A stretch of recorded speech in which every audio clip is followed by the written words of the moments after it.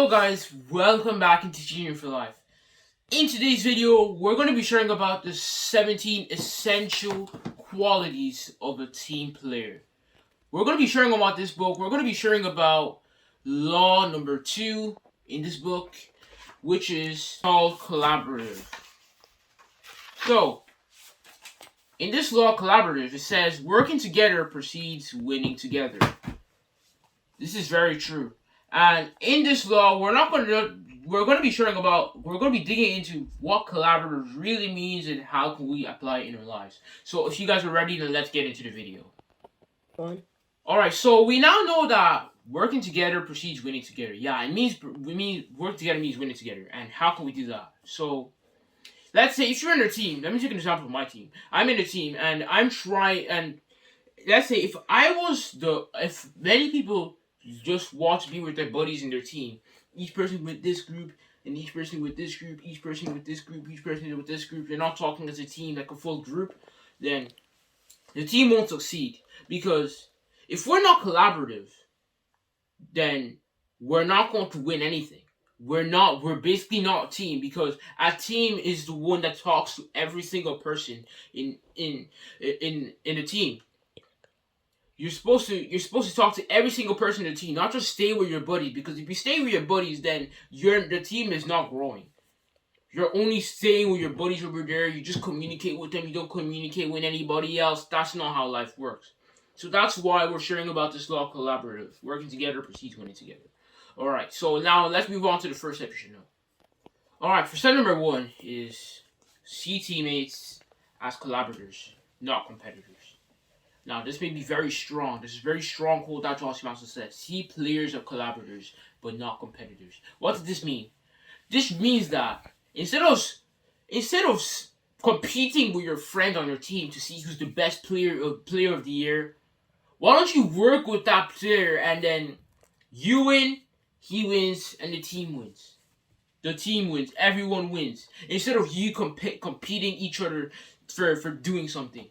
That's not how life works. Because the reason why many good teams fall behind is because they're not collaborators. They're competitors instead.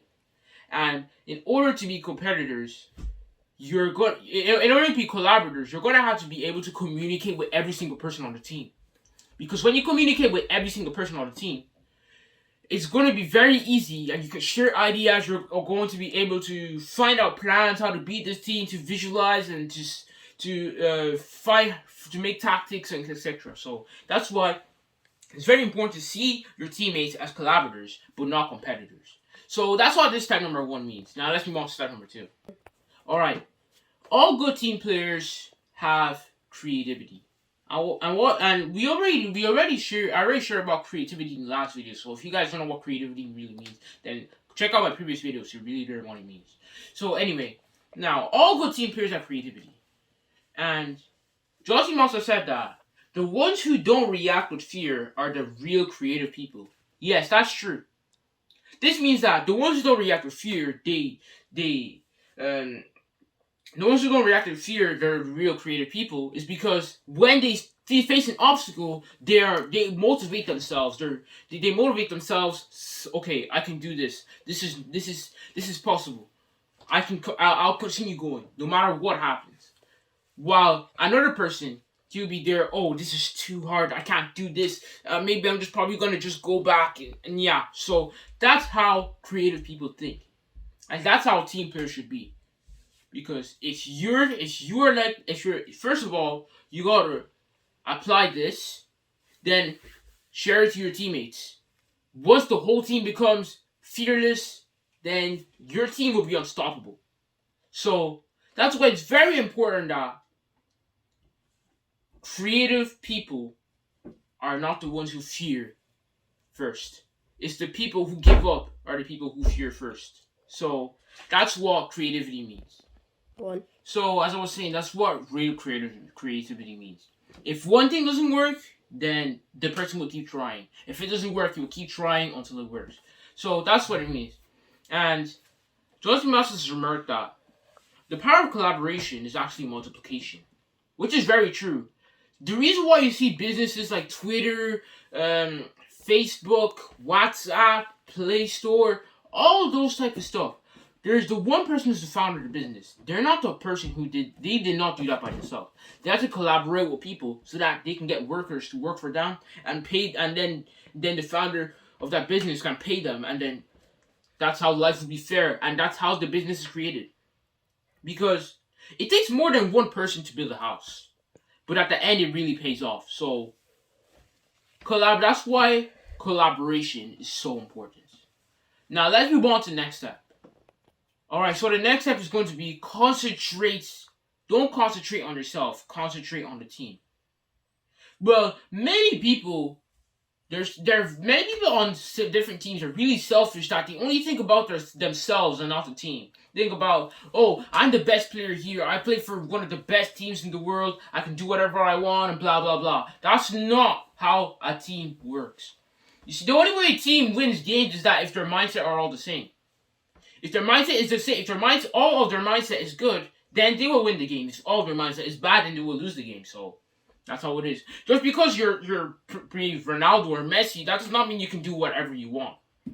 It doesn't. Just because you're such a good player, that does not give you the right to actually just focus on yourself and not concentrating on your team. Because imagine if you actually are the best player in the team and you can transform those players to be best players in the team as well, the team will be the best team in the world. So just think about it. Don't focus on yourself. Focus on the team, because the team is more important than just focusing on yourself. Because when you focus on yourself, you're just going to become selfish. Where you're not going to be a good player, and then the coach may start selling you because you're a very selfish player. Because if one apple ruins it, if there's 5 apples and one apple ruins it, then the 5 apples are all gone. So that's what it really means. So don't focus on yourself. Focus on the team. So that's what this step means. Let's move on to the last step of this video. Alright, so for the last step of this video is be supportive, not suspicious of your teammates. Don't be supportive. Don't be suspicious of your teammates. Your teammate may not be as good as you. But that does not mean you're going to have to be suspicious with them. In order to be able to help your teammates is to help him become like you. If he's not good at shooting, show him how to shoot. If he's not good at passing, show him how to pass. If he's not good at communicating on the pitch, then help him communicate. Because all these little stuff that you're doing with your team, they're going to apply. If you apply them, they're going to apply in your club. Whatever club, if you're playing tennis, you're playing football, you're playing soccer, you're playing basketball, if you're playing any sport, if you apply these, then your team is going to be the best team ever. But before you share this to your team, make sure you guys apply this first, then share it to your team. That's what's most important. So that's how it works. So as I was saying, be supportive. If you see your teammate, he's hurt, help him up. If you see another opponent trying to fight your teammate, go back him up and stand up for him. That's how being supportive is. That's how teammates are supposed to be. Teammates are not supposed to be standing in groups, talking with their best friends in school, or maybe hanging out with their best friends in their state. No, the whole team talks together. Because John Bass always remarked, a team has many voices and one heart. That one heart is the whole team. And those many voices come from every individual in the team. So if your team has one heart, then all the other teammates should be good. All teammates should be good, because if we're like I was saying, if there's 5 apples and one apple is gone, if one apple is ruined, then the rest of them will be ruined. So that's what this video is all about. Collaborative. Don't be a collaborator, not a competitor. So I hope you guys really enjoyed listening to the 17 essential qualities of a team player. And I hope you guys really enjoyed listening to me about the 17 essential qualities of a team player. And make sure, if you guys are new to the channel, make sure you guys hit the bell to get notified every single time when I publish a video. Subscribe and like. And thank you guys for watching Teachers for Life, and it's Teachers for Life out.